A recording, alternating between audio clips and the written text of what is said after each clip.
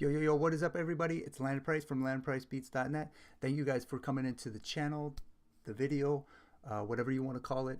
This is going to be series 1 of 4 tutorial series. We're going to test this type of content out on the channel to see if you guys enjoy it. So today we're going to teach you guys how to make your final mix as loud as possible in FL Studios. So when you upload it to YouTube and a rapper comes into your channel and checks it out, they're just like, whoa, this mix is big. I want to cop this beat. So that's what we're going to teach you today. So let's hit that intro and get right into it.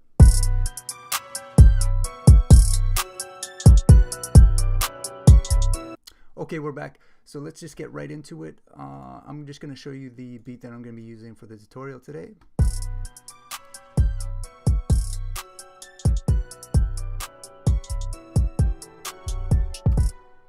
Okay, so nothing really special. I made this the other day. Someone said it sounded like some Southside stuff. But basically, I just want to show you where my master volume is sitting currently. And this is very important for making your beat sound loud but not distorted. It's sitting around -5, -6 dB. So the trick is, guys, make sure to try to get a nice mix, get rid of all the unnecessary sounds in your instruments and your VSTs, so that you can make a lot of headroom for your final mix. So yeah, try to aim for about -5, -6 dB on your master channel. Yeah, I will probably do a mixing tutorial within the series here. But let me know what kind of tutorials you guys want me to do, and I don't mind doing it. Okay. So basically, we are just going to run through how to make the beats louder. So I don't really do too much. It's all about your mixing, really. So like I said, I'll do that in another video. But basically, all I do really on my master channel is I throw on a limiter. If I feel like I pushed my mix a little too high, I'll put a fruity limiter on, and I'll bring down the attack, the release, and the head, and I'll just bring the cell down just a few dB so that I can bring the master channel back to about -4, -5. But you shouldn't be doing this at all, guys. You should not be changing the volume of your master. You should be having the mix on point so that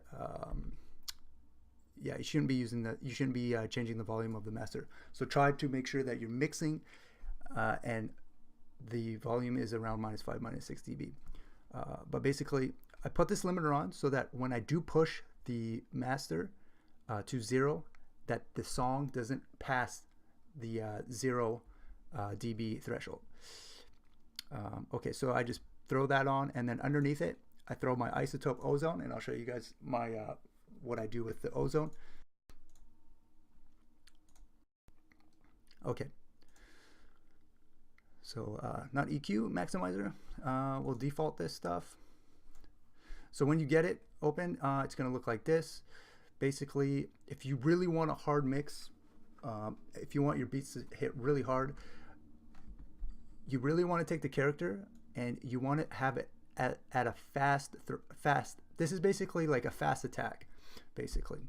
So character, you want at fast and loud. And usually I just use the IRC3 because it has nice coloring, but you can also have a hard or soft mode. I think these are just for coloring. I'm sure that's what it is.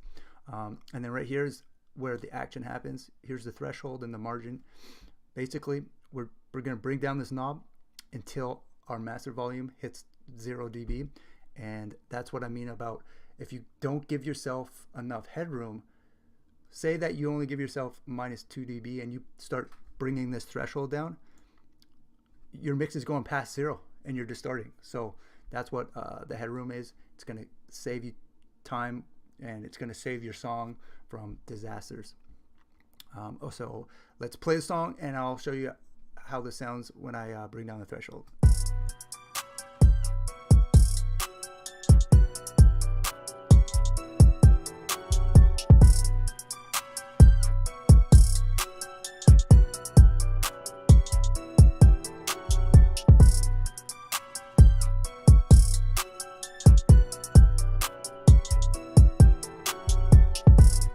Okay, so what I did there is I could have taken it to -5, but what I'm going to be doing is I'm going to be adding another final touch to my master to give it an overall glue, basically.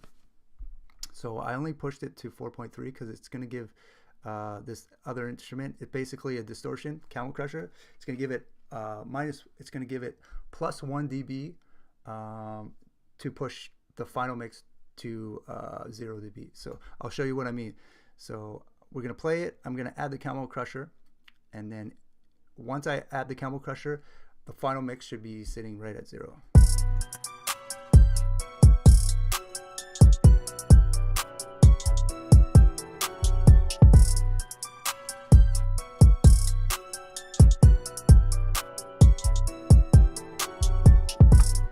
So there you go. So the camel crusher just gives kind of like an overall distortion, not a lot. It's like very subtle, but it kind of glues all the instruments together, so it sounds like one. And I just like it. I like how it sounds with, you know, the 808 and the kick. Now it's kind of putting that effect on everything. And now that I gave myself a little bit of threshold, I can now, because I put the camel crusher on and I still see that I can actually push it maybe like 1 more dB to bring it to 0. That's what I'm going to do right now.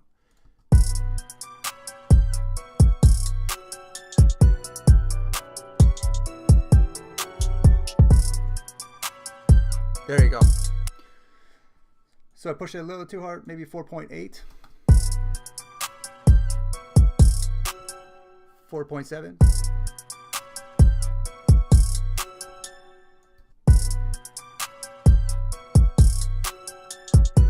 4.6. So yeah, that's all I really do for making my mix sound loud for YouTube. So that's going to be the tutorial right there. So basically, guys, this is not like a mix that you would want to do with an artist. This is just for YouTube purposes only. I can go in way more on my mastering chain, but right now I'm just kind of want to show all you new producers how to take your small mix and bring it as loud as possible. So appreciate you guys coming into the video. It's not a live stream. I'm just used to doing live streams.